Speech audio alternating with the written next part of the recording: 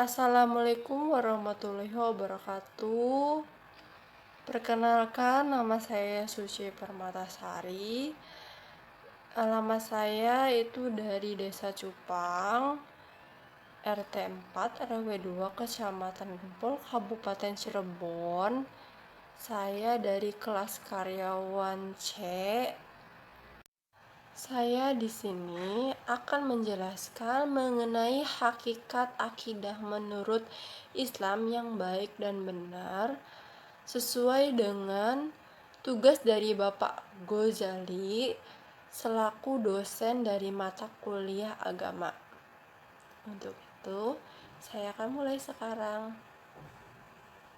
Akidah menurut etimologi itu berasal dari bahasa Arab, yaitu dari kata al-aqdu yang berarti ikatan, atau syiku yang berarti kepercayaan atau keyakinan yang kuat, al-ihkamu yang artinya mengokohkan atau menetapkan, dan ar-rabu bikuwa yang berarti mengikat dengan kuat.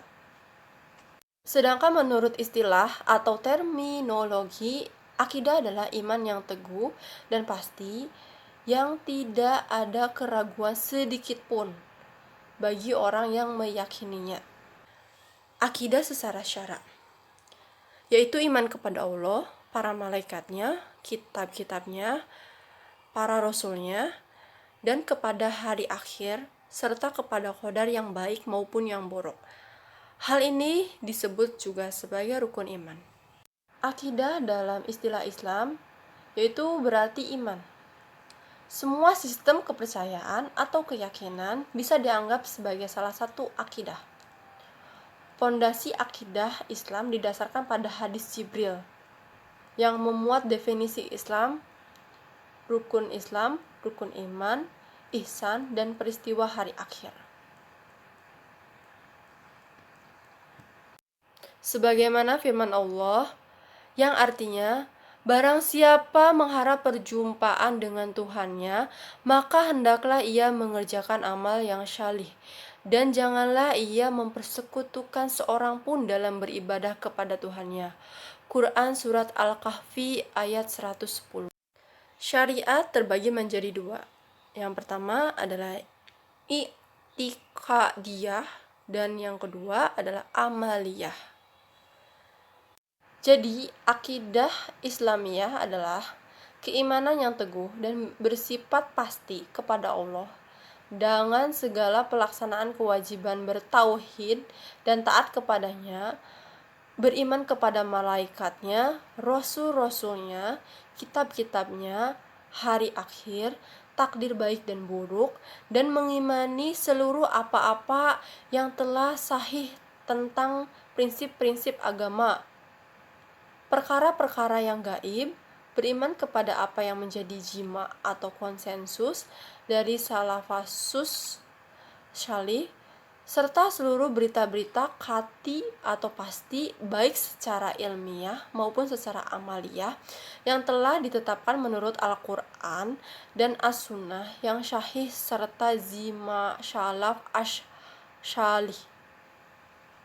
Benar dan rusaknya amaliyah tergantung dari benar dan rusaknya istiqadiyah.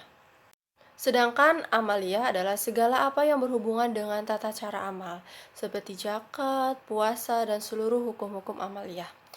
Bagian ini disebut fariyah atau cabang agama, karena ia dibangun di atas istiqadiyah. Maka akidah yang benar adalah fundamen atau pondasi bagi bangunan agama serta merupakan syarat syahnya amal. Dan sesungguhnya telah diwahyukan kepadamu dan kepada nabi-nabi yang sebelummu, jika kamu mempersekutukan Tuhan, niscaya akan hapuslah amalmu, dan tentulah kamu termasuk orang-orang yang merugi. Quran Surat Az-Zumar ayat 65. Maka sembahlah Allah dengan memurnikan ketaatan kepadanya. Ingatlah, hanya kepunyaan Allah lah agama yang bersih dari syirik. Quran Surat Az-Zumar ayat 2-3. Ayat-ayat di atas dan yang senada yang jumlahnya banyak menunjukkan bahwa segala amal tidak diterima jika tidak bersih dari syirik. Karena itulah perhatian Nabi yang pertama kali adalah pelurusan akidah. Dan hal pertama yang didakwahkan para rasul kepada umatnya adalah menyembah Allah semata dan meninggalkan segala yang dituhankan selain Dia. Sebagaimana firman Allah Subhanahu wa taala yang artinya, dan sesungguhnya kami telah mengutus rasul pada tiap-tiap umat untuk menyerukan, sembahlah Allah saja dan jauhilah togut itu. Quran Surat An-Nahl. Dan setiap rasul selalu mengucapkan pada awal dakwah, wahai kaumku, sembahlah Allah, sekali-kali tidak ada Tuhan bagimu selain Dia. Quran Surat Al-A'raf ayat 59, 65, 73, dan 85. Pernyataan tersebut diucapkan oleh Nabi Nuh, Hud, Salih, Syu'aib, dan seluruh rasul. Selama 13 tahun di Makkah sesudah Bitsah, Nabi mengajak manusia kepada tauhid dan pelurusan akidah, karena hal itu merupakan landasan bangunan Islam. Para dai dan para pelurus agama dalam setiap masa telah mengikuti jejak para rasul dalam berdakwah, sehingga mereka memulai dengan dakwah kepada tauhid dan pelurusan akidah. Setelah itu mereka mengajak kepada seluruh perintah agama yang lain. Pembagian akidah tauhid. Walaupun masalah qada dan qadar menjadi ajang perselisihan di kalangan umat Islam, tetapi Allah telah membukakan hati para hambanya yang beriman, yaitu para salaf salih, yang mereka itu senantiasa menempuh jalan kebenaran dalam pemahaman dan pendapat. Menurut mereka, qada dan qadar adalah termasuk rububiyah Allah atas makhluknya, maka masalah ini termasuk ke dalam salah satu di antara 3 macam tauhid menurut pembagian ulama. Yang pertama, tauhid 1. Tauhid uluhiyah, yaitu mengesahkan Allah dalam ibadah, yakni beribadah hanya kepada Allah dan karenanya semata. 2. Tauhid ar-rububiyah, yaitu mengesahkan Allah dalam perbuatannya, yakni mengimani dan meyakini bahwa hanya Allah yang menciptakan dan menguasai dan mengatur alam semesta ini. Yang ketiga, tauhid al-asma wasyifa, yaitu mengesahkan Allah dalam asma dan sifatnya, artinya mengimani bahwa tidak ada makhluk yang serupa dengan Allah dalam zat atau asma maupun sifat. Iman kepada qadar adalah termasuk tauhid ar-rububiyah. Oleh karena itu, Imam Ahmad berkata, qadar adalah kekuasaan Allah, karena tak syak lagi qadar atau takdir termasuk kodrat dan kekuasaannya yang menyeluruh. Di samping itu, qadar adalah rahasia Allah yang tersembunyi.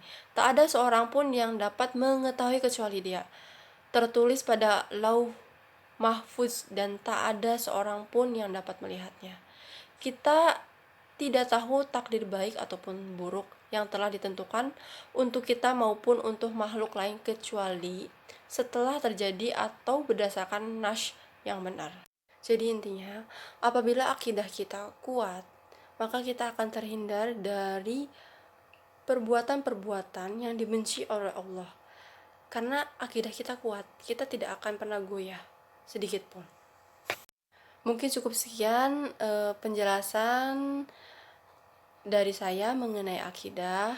Kurang lebihnya saya mohon maaf, mungkin selama presentase banyak kata-kata yang saya sebutkan salah atau banyak yang kurang dimengerti atau kurang pokoknya, karena saya juga harus banyak belajar, saya juga masih belajar, pokoknya saya insya Allah mungkin lebih baik lagi. Cukup sekian dan terima kasih atas waktunya. Wabillahi taufiq walhidayah. Wassalamualaikum warahmatullahi wabarakatuh.